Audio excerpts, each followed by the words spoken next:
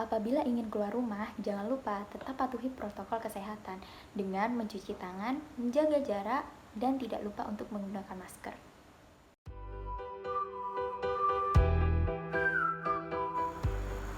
Assalamualaikum warahmatullahi wabarakatuh. Perkenalkan, nama saya Diana Izabila, mahasiswi Fakultas Hukum Universitas Muhammadiyah Jember dengan NIM 18101111079.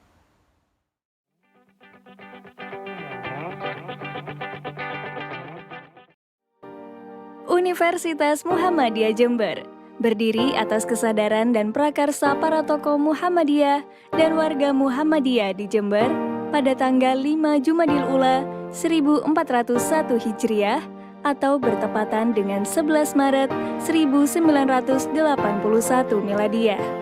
Pada 1 September 1981, resmi mendapatkan piagam pendirian perguruan tinggi Muhammadiyah dan disetujui oleh Menteri Pendidikan dan Kebudayaan Republik Indonesia pada 10 Mei 1982. Universitas Muhammadiyah Jember menjadi salah satu perguruan tinggi swasta terbaik di Kabupaten Jember, daerah yang penuh dengan kekayaan alam, industri, budaya, dan kearifan lokal yang mendunia.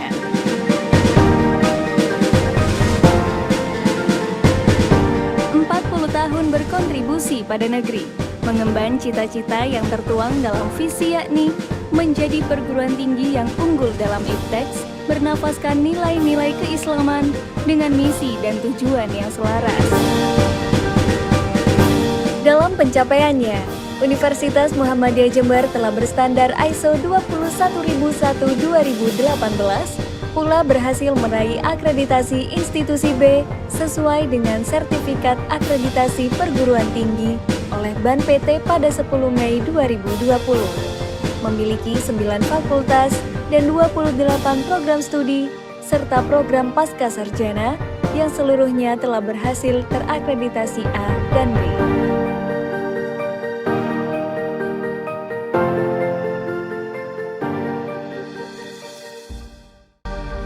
Fakultas Hukum Universitas Muhammadiyah Jember sebagai salah satu pusat pendidikan dan pengembangan ilmu hukum yang memiliki keunggulan berdaya saing tinggi dan islami, serta berbasis kebutuhan lokal dengan memperhatikan perkembangan global. Menjadikan mahasiswa lebih memahami hukum di Indonesia bahkan dunia, yang nantinya mampu diimplementasikan dalam dunia kerja seperti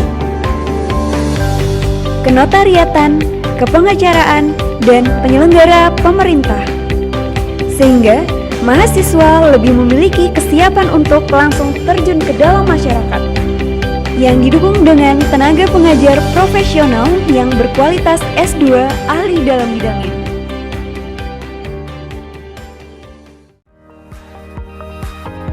Fakultas Hukum UM Jember memiliki tenaga pengajar yang ramah serta mampu menanamkan nilai-nilai penegakan hukum yang bestari kepada mahasiswanya.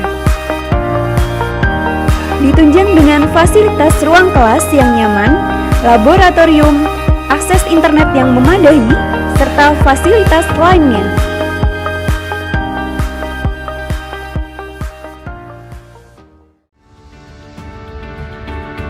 Selain itu, Fakultas Hukum UM Jember juga memberikan wadah kepada mahasiswa untuk memperluas wawasan melalui kegiatan study, pelatihan karya tulis ilmiah, dan lainnya. Serta, mahasiswa tidak hanya belajar teori, tetapi juga praktek secara langsung sehingga mampu menghasilkan mahasiswa yang tangguh berkarakter dalam penegakan peradilan hukum di Indonesia. Juga dapat bersaing dalam dunia global.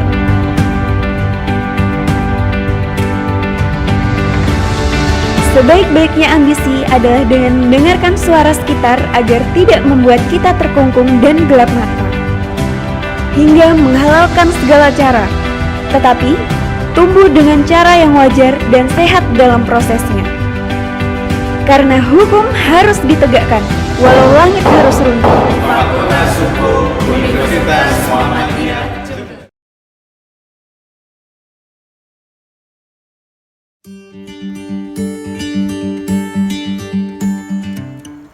Pada kesempatan kali ini, saya akan menjawab beberapa pertanyaan mengenai UAS Hukum Kelembagaan Negara yang diampu oleh Ibu Aris Yuni Prawesti SHMH.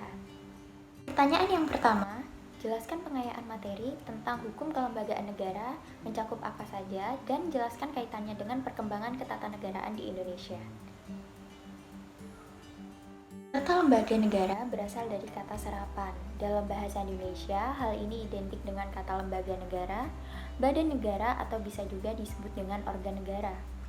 Lembaga negara adalah lembaga yang tidak hanya dibentuk berdasarkan Undang-Undang Dasar tahun 1945, tetapi juga lembaga yang dibentuk berdasarkan peraturan perundang-undangan dan bertujuan untuk menyelenggarakan tugas dan fungsi pemerintahan, serta bukan merupakan lembaga masyarakat. Perkembangan kelembagaan negara pada saat ini juga telah berkembang pesat dengan munculnya beberapa lembaga baru yang berdasarkan pengaturannya diatur oleh peraturan perundang-undangan di bawah Undang-Undang Dasar tahun 1945. Sebagai contoh, konsep pemisahan kekuasaan dengan penggambaran separasi kekuasaan legislatif, kekuasaan eksekutif, dan kekuasaan yudisial tidak dapat lagi secara kaku digunakan untuk pemahaman dan peninjauan lembaga-lembaga negara. Demikian pula praktik pengaturan dan persoalan-persoalan yang menyangkut lembaga negara non-struktural dengan rupa-rupa nomenklatur seperti komisi, dewan, badan, dan sebagainya menjadi sesuatu yang baru dalam khasanah ketatanegaraan di Indonesia. Pertanyaan yang kedua, sebutkan dan jelaskan tentang teori pemisahan kekuasaan dan sebutkan pula di Indonesia sedang menggunakan teori pemisahan kekuasaan yang mana. Teori pemisahan kekuasaan pertama kali dipopulerkan secara ilmiah oleh John Locke, seorang filosof berkebangsaan Inggris. John Locke membagi kekuasaan dalam negara menjadi 3, yaitu yang pertama kekuasaan membentuk undang-undang atau legislatif, kedua kekuasaan melaksanakan undang-undang atau eksekutif, dan ketiga kekuasaan mengenai perang dan damai, membuat perserikatan dan aliansi, serta segala tindakan dengan semua orang dan badan-badan di luar negeri atau federatif. John Locke sendiri kemudian menandaskan bahwa legislatif merupakan lembaga yang dipilih dan disetujui oleh warga, berwenang membuat undang-undang dan merupakan kekuasaan tertinggi dalam sebuah negara. Kemudian Montesquieu membagi 3 jenis kekuasaan, yaitu kekuasaan legislatif, kekuasaan eksekutif, dan kekuasaan yudikatif. Kekuasaan legislatif memiliki kekuasaan membuat, mengubah, dan menghapus undang-undang. Kekuasaan eksekutif memiliki kekuasaan yang menyatakan perang atau damai, mengirimkan atau menerima duta, menjamin keamanan umum, serta menghalau musuh yang masuk. Sedangkan kekuasaan yudisial memiliki kekuasaan menghukum para penjahat atau memutuskan perselisihan yang timbul di antara orang perseorangan. Dalam perkembangannya, teori pemisahan kekuasaan yang dikemukakan oleh Montesquieu dikembangkan lebih lanjut sebagaimana dilihat dalam Konstitusi Amerika Serikat yang dikenal sebagai check and balance. Oleh Immanuel Kant, ajaran Montesquieu tadi dalam banyak literatur hukum dan politik di Indonesia dikenal sebagai ajaran trias politika. Menurut Muhammad Mahfud MD, ajaran trias politika ini kemudian melahirkan sistem pemerintahan yang berbeda-beda. Di Indonesia saat ini menganut sistem pemerintahan presidensil, di mana adanya pemisahan kekuasaan yaitu yang pertama kekuasaan legislatif sebagai pembuat undang-undang, kedua kekuasaan eksekutif untuk melaksanakan undang-undang, dan yang ketiga kekuasaan untuk menghakimi atau yudikatif. Hal ini sejalan dengan penegakan prinsip kedaulatan rakyat, prinsip check and balance. Istilah check and balance adalah prinsip saling mengimbangi dan mengawasi antar cabang kekuasaan. Biasanya dalam konteks kekuasaan negara, maka presiden harus memperhatikan sungguh-sungguh suara DPR dalam hal fungsi legislasi, fungsi pengawasan terhadap jalannya pemerintahan, dan fungsi anggaran pendapatan dan belanja negara atau APBN. Pertanyaan yang ketiga, jelaskan bagaimana perbedaan pengaturan kelembagaan negara sebelum dan sesudah amandemen Undang-Undang Dasar Negara Republik Indonesia tahun 1945. Struktur Ketatanegaraan Republik Indonesia sebelum amandemen Undang-Undang Dasar tahun 1945 terdapat 6 lembaga negara. Selanjutnya berubah menjadi 8 pokok lembaga negara dan beberapa lembaga negara lainnya baik yang tercantum pada Undang-Undang Dasar 1945 atau yang diatur dalam undang-undang.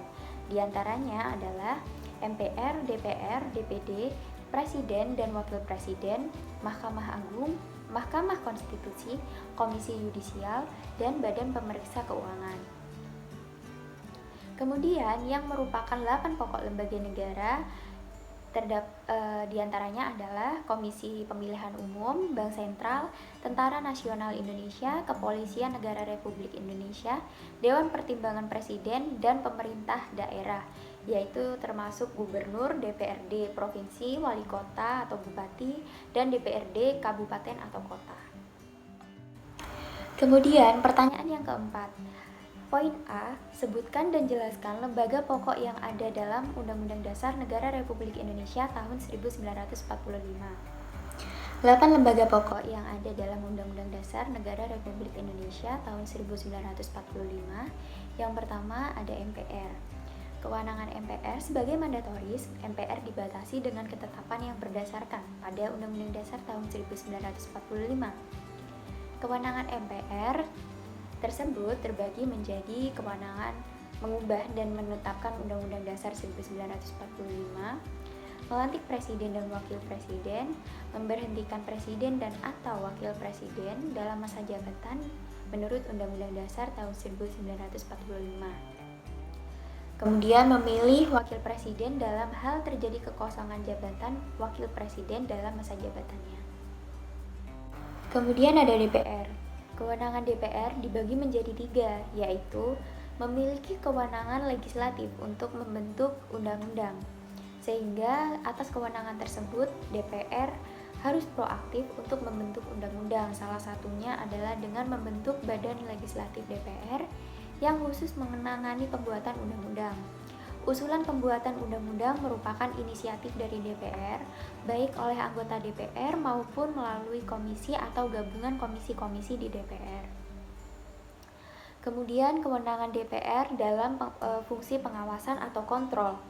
Dimaksudkan dalam fungsi kontrol dari DPR terhadap pemerintah atau presiden, yaitu dapat berupa hak interpelasi, hak DPR untuk meminta keterangan kepada pemerintah mengenai kebijakan pemerintah yang penting dan strategis, serta berdampak luas pada kehidupan bermasyarakat, berbangsa, dan bernegara. Kemudian ada hak angket.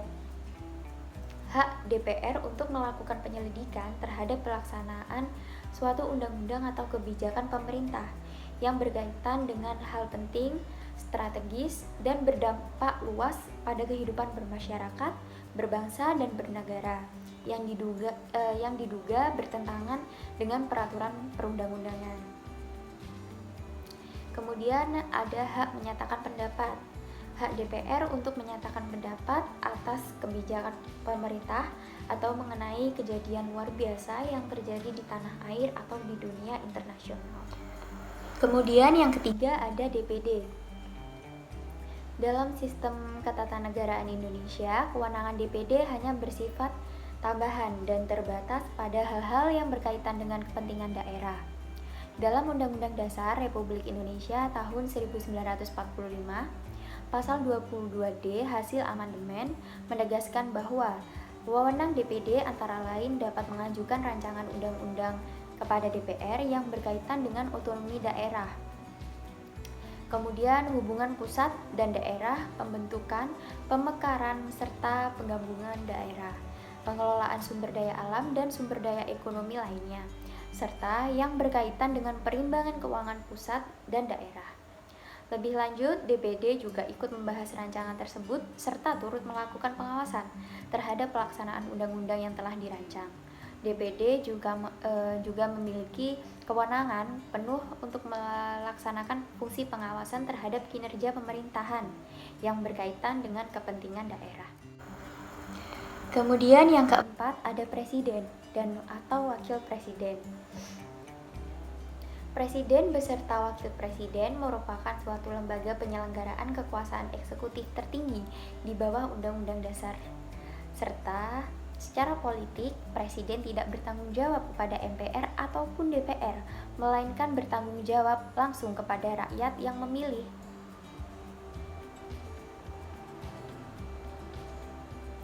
Tugas Presiden sebagai eksekutif kepala pemerintah ialah memegang kekuasaan tertinggi atas Angkatan Darat, Angkatan Laut, dan Angkatan Udara.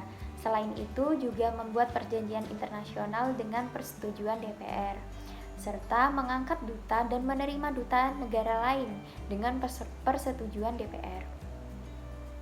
Kemudian tugas legislatif Presiden antara lain membentuk undang-undang, menetapkan peraturan pemerintah pengganti undang-undang, dan juga menetapkan peraturan pemerintah untuk melaksanakan undang-undang. Sedangkan untuk tugas yudisial sering disebut sebagai hak prerogatif atau privilege Presiden, yaitu merupakan hak istimewa yang melekat pada Presiden selaku kepala negara. Kemudian yang kelima ada Mahkamah Agung. Sebagai lembaga negara yang memiliki kekuasaan kehakiman, Mahkamah Agung bertugas menyelenggarakan peradilan untuk menegakkan hukum dan keadilan sesuai dalam pasal 24 ayat 1 Undang-Undang Negara Republik Indonesia tahun 1945. Kewenangan yang dimiliki antara lain mengadili perkara pada tingkat kasasi, menguji peraturan perundang-undangan di bawah undang-undang, dan juga memberikan pertimbangan kepada Presiden jika hendak memberikan gerasi atau rehabilitasi. Yang keenam ada Mahkamah Konstitusi. Selain Mahkamah Agung, Mahkamah Konstitusi juga memiliki kekuasaan kehakiman. Pembentukan MK bertujuan untuk menjaga kemurnian konstitusi dan juga berfungsi untuk menguji dan meluruskan setiap tindakan lembaga-lembaga negara yang bertentangan dengan konstitusi melalui proses peradilan. Dalam proses ini, Mahkamah Konstitusi berwenang untuk mengadili pada tingkat pertama dan terakhir ketika putusannya telah final. Yang ketujuh ada Komisi Yudisial, merupakan suatu badan kehakiman yang berada pada kekuasaan kehakiman tetapi tidak menyelenggarakan peradilan. Lembaga negara ini dibentuk dengan tujuan untuk menjaga dan menegakkan kehormatan serta perilaku hakim agar kekuasaan kehakiman tetap terkontrol. Maka dari itu, dibutuhkan seseorang yang memiliki pengetahuan dan pengalaman di bidang hukum serta mempunyai integritas dan pengabdian yang tinggi untuk bisa menjadi anggota dalam komisi ini. Kemudian yang kedelapan ada Badan Pemeriksa Keuangan. Tugas dan kewenangan BPK ini diatur dalam Undang-Undang Negara Republik Indonesia tahun 1945. Seperti yang tertulis di dalamnya, BPK bertugas memeriksa pengelolaan dan tanggung jawab tentang keuangan negara yang hasilnya akan diserahkan kepada DPR, DPD, serta DPRD sesuai kewenangannya. Kekuasaan ini dikenal dengan sebutan kekuasaan eksaminatif. Jika ditemukan adanya penyimpangan pada proses ini, maka DPR, DPD, maupun DPRD berhak menindaklanjuti dengan menggunakan hak-hak dewan atau disampaikan kepada aparat penegak hukum. Kemudian nomor 4 poin B, sebutkan dan jelaskan objek pengawasan dan aspek pengawasan DPD dan BPK baik sebelum dan sesudah amandemen Undang-Undang Dasar tahun 1945. Objek pengawasan DPD mencakup penyusunan peraturan pelaksanaan undang-undang seperti peraturan pemerintah, peraturan presiden, peraturan daerah atau peraturan-peraturan turunannya. Kemudian ada pula sosialisasi peraturan perundang-undangan sampai dengan peraturan pelaksanaannya dan pelaksanaan implementasi materi atau substansi peraturan perundang-undangan sampai dengan peraturan pelaksanaannya baik yang bersifat internal bagi lembaga pemerintah maupun bersifat eksternal dalam pelayanan publik. Kemudian aspek pengawasan yang dilakukan DPR RI terdiri dari dua aspek, yaitu aspek pengawasan yuridis dan aspek pengawasan sosiopolitik. Aspek pengawasan aspek yuridis adalah pengawasan yang menitik beratkan kepada aspek hukum atau yuridis dari pelaksanaan undang-undang, yaitu antara lain apakah materi muatan peraturan pelaksanaan suatu undang-undang telah sesuai dengan peraturan perundang-undangan di atasnya sebagaimana diatur dalam undang-undang pembentukan peraturan perundang-undangan. Kemudian, apakah penyusunan peraturan pelaksanaan suatu undang-undang telah mematuhi ketentuan pembentukan peraturan perundang-undangan sebagaimana diatur dalam Undang-Undang Pembentukan Peraturan Perundang-undangan. Kemudian ada juga apakah muatan peraturan pelaksanaan suatu undang-undang telah memenuhi asas pembentukan peraturan pelaksanaan yang baik sebagaimana diatur dalam Undang-Undang Pembentukan Peraturan Perundang-undangan.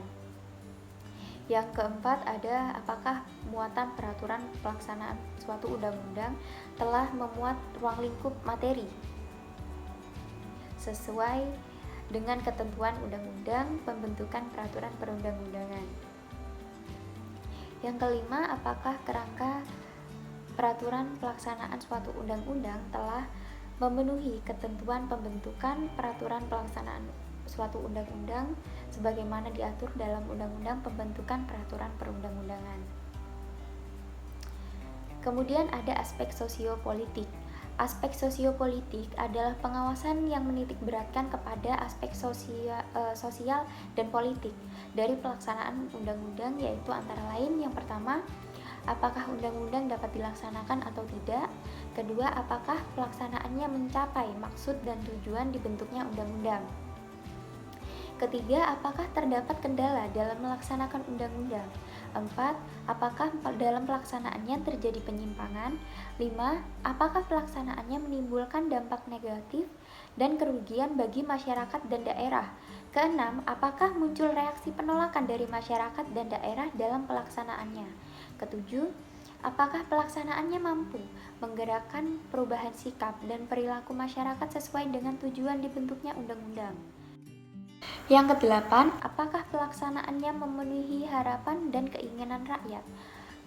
Karena aspek sosiopolitik bersifat kualitatif, di mana berbagai rumusan dalam pelaksanaan pengawasan termasuk kesimpulan dirumuskan secara kualitatif. Dalam kaitannya dengan hal ini, sifat kuantitatif juga dapat dijalankan untuk mendukung kesimpulan kualitatif atas pelaksanaan undang-undang tertentu. Pertanyaan yang kelima, poin A, bagaimana pendapat Anda tentang kedudukan MA dan MEK di Indonesia?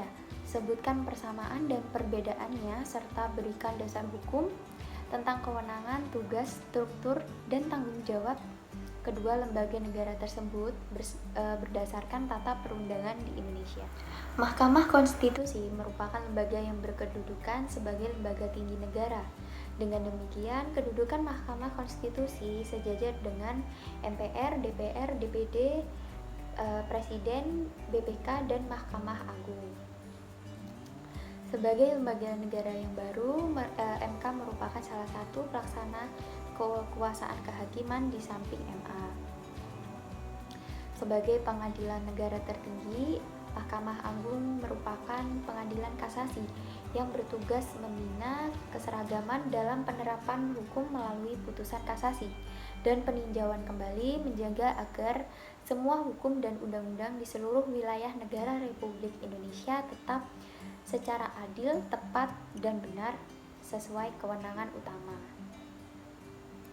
Kemudian ada pula kewenangan MA berdasarkan pasal 24A Undang-Undang Negara Republik Indonesia tahun 1945 amandemen ketiga, yaitu yang pertama, Mahkamah Agung berwenang mengadili pada tingkat kasasi, menguji peraturan perundang-undangan di bawah undang-undang terhadap undang-undang, dan mempunyai wewenang lainnya yang diberikan oleh undang-undang. Kedua, Hakim Agung harus memiliki integritas dan kepribadian yang tidak tercela, adil, profesional, dan berpengalaman di bidang hukum. Yang ketiga, calon Hakim Agung diusulkan Komisi Yudisial kepada DPR untuk mendapatkan persetujuan dan selanjutnya ditetapkan sebagai Hakim Agung oleh Presiden. Yang keempat, ketua dan wakil ketua Mahkamah Agung dipilih dari dan oleh Hakim Agung.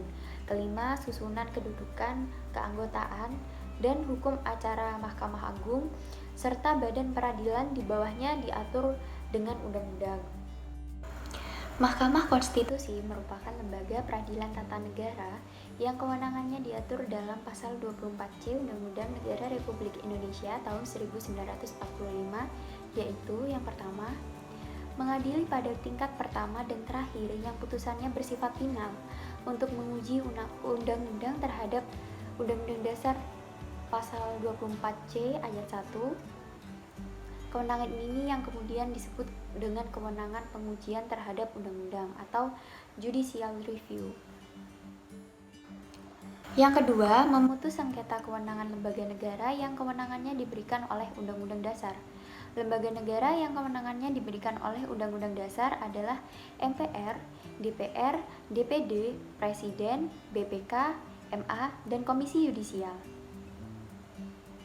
Ketiga, memutuskan pembubaran partai politik. Keempat, memutuskan perselisihan hasil pemilihan umum. Kelima, memberikan putusan atas pendapat DPR mengenai dugaan pelanggaran oleh Presiden dan atau Wakil Presiden menurut Undang-Undang Dasar. Dugaan pelanggaran oleh Presiden dan atau Wakil Presiden menurut Undang-Undang Dasar adalah pelanggaran hukum sebagaimana yang diatur dalam pasal 7B ayat 1, yaitu berupa pengkhianatan terhadap negara, korupsi, penyuapan, tindak pidana berat lainnya, atau perbuatan tercela. Keenam, memeriksa, mengadili, dan memutus pendapat DPR bahwa Presiden dan atau Wakil Presiden tidak lagi memenuhi syarat sebagai Presiden dan atau Wakil Presiden. Kemudian, pertanyaan nomor 5.B, bagaimana pendapat Anda tentang pada perkembangan saat ini terdapat pula lembaga negara yang kewenangannya berasal dari atau bersumber dari undang-undang dan keputusan presiden saja. Sebut dan jelaskan minimal masing-masing dua lembaga tersebut, baik yang kewenangannya dari keputusan presiden dan dari undang-undang. Lembaga negara yang kewenangannya berasal dari keputusan presiden, yang pertama ada Komisi Ombudsman Nasional yang mempunyai kewenangan mengawasi penyelenggaraan pelayanan publik, baik yang diselenggarakan oleh penyelenggara negara dan pemerintahan, termasuk yang diselenggarakan oleh badan usaha milik negara, badan usaha milik daerah, dan badan hukum milik negara, serta badan swasta atau perseorangan yang diberikan tugas menyelenggarakan pelayanan publik tertentu yang sebagian atau seluruh dananya bersumber dari APBN atau APBD. Lembaga ini dibentuk berdasarkan Undang-Undang Nomor 37 Tahun 2008 tentang Ombudsman Republik Indonesia yang disahkan dalam rapat paripurna DPR RI pada tanggal 9 September 2008. Kemudian yang kedua ada Komisi Hukum Nasional. Adalah lembaga non-struktural yang dibentuk melalui keputusan Presiden nomor 15 tahun 2000 dalam rangka memberikan masukan yang objektif mengenai pelaksanaan hukum di Indonesia, serta untuk memberikan saran-saran umum kepada Presiden mengenai usaha menegakkan kembali supremasi hukum. Kemudian, lembaga negara yang kewenangannya berasal dari undang-undang sebagai berikut. Yang pertama ada Komnas HAM. Adalah lembaga mandiri yang kedudukannya setingkat dengan lembaga negara lainnya yang berfungsi melaksanakan pengkajian, penelitian, penyuluhan, pemantauan, dan mediasi hak asasi manusia. Hal ini disebutkan dalam pasal 1 Undang-Undang Nomor 39 Tahun 1999 tentang hak asasi manusia. Yang kedua ada Komisi Penyiaran Indonesia. Adalah sebuah lembaga independen di Indonesia yang kedudukannya setingkat dengan lembaga negara lainnya yang berfungsi sebagai regulator penyelenggaraan penyiaran TV di Indonesia. Komisi ini berdiri sejak 2002 berdasarkan Undang-Undang Nomor 32 Tahun 2002 tentang penyiaran. Kemudian yang ketiga ada Pusat Pelaporan dan Analisa Transaksi Keuangan atau PPATK. Adalah lembaga independen yang dibentuk dalam rangka mencegah dan memberantas tindak pidana pencucian uang. Lembaga ini memiliki kewenangan untuk melaksanakan kebijakan pencegahan dan pemberantasan pencurian uang sekaligus membangun rezim anti pencucian uang dan kontra pendanaan terorisme di Indonesia. Kemudian yang keempat ada Komisi Pemberantasan Korupsi atau KPK. Adalah lembaga negara yang dibentuk dengan tujuan meningkatkan daya guna dan hasil guna terhadap upaya pemberantasan tindak pidana korupsi. KPK ini bersifat independen dan bebas dari pengaruh kekuasaan manapun dalam melaksanakan tugas dan wewenangnya. Kemudian yang kelima ada Badan Perlindungan Konsumen Nasional.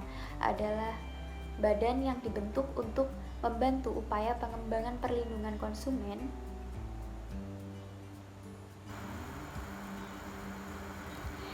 Kemudian yang kelima, ada Badan Perlindungan Konsumen Nasional.